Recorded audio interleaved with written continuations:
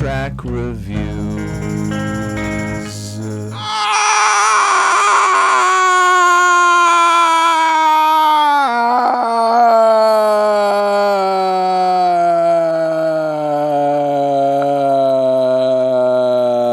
New Dan. Hey everyone, Anthony Fantano here, the internet's busiest music nerd. You know who it is, and I'm really excited because new Danny Brown is on the way. You guys know him, love him, Detroit rapper, lyricist extraordinaire, also comedian, podcast host, and a true artistic eccentric, Danny Brown. He's coming through with a brand new LP. It's been a minute, several years, in fact, since the release of his last LP, You Know What I'm Saying, which was a quality but sort of interesting change of pace for Danny toward maybe a more accessible sound. While I like this record and I understand Danny may have needed to dial things back a bit for it, it's not as big or as ambitious as some of his other more career-defining works, which is essentially what I've been hoping for with his next LP. That, for me, as somebody who's been listening to his music for over a decade now, there's a lot riding on this one. Not just for the reasons I listed, but also this record, QUARANTA. This album is supposed to be the sequel, in a way, the spiritual successor to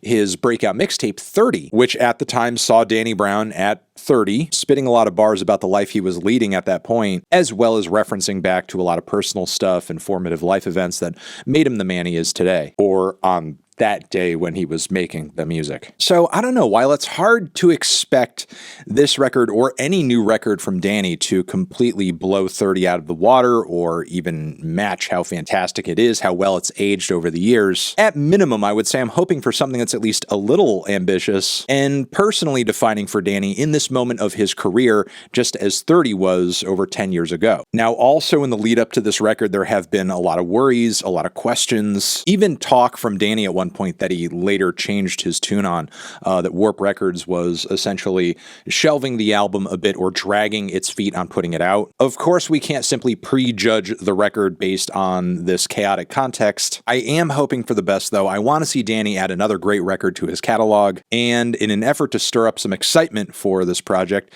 Danny has released a teaser from it. Based on titles alone, I have to say I'm most excited to listen to Jen's terrific Vacation, Celibate, and if the song Bass Jam doesn't have dueling bass solos on it, what is it doing with that title? The track we have been given, though, at this point is Tantor, which, from what I understand, has production on it from The Alchemist. It's just 2 minutes and 29 seconds. I hope it is a thriller of a cut. Let's try it out with any further ado. Tantor, ba-bam.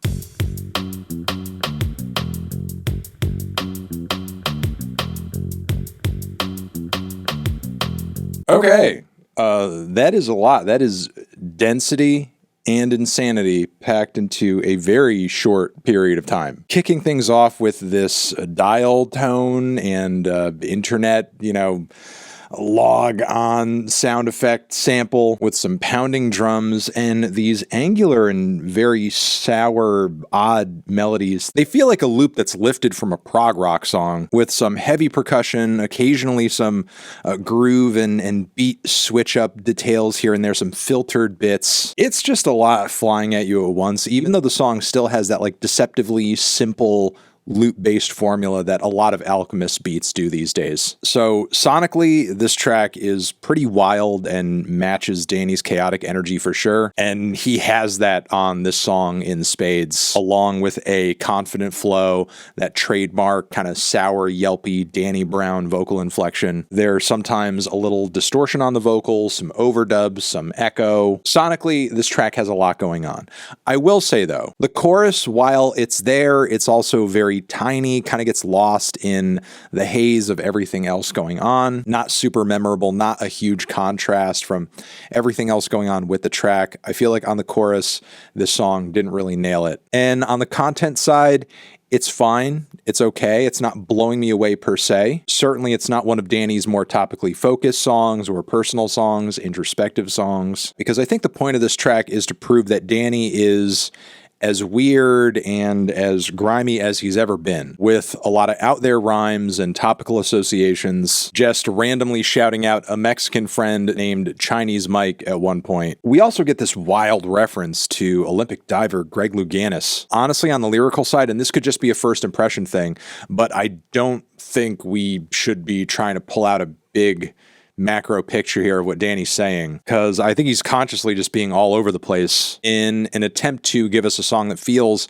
hyper, feels druggy, feels odd, feels out of control. In that sense, it feels like an updated version of that 30 era Danny. So with that, one of the most telling moments on this entire track is when he spits this bar about having gone to a therapist and he still hasn't changed. Yeah, I mean, if this is the process your brain is going through when spitting bars, yeah, I mean, I would say you're bringing the same vibes after all these years. Maybe ultimately that will be the message, or one of the messages that we get on 40, that Danny Brown, after a very long decade of making music, is still Danny Brown. If you've given this track a listen, did you love it? Did you hate it? What did you think of it?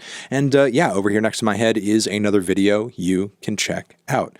Love you. You're the best. QUARANTA. It's on the way forever.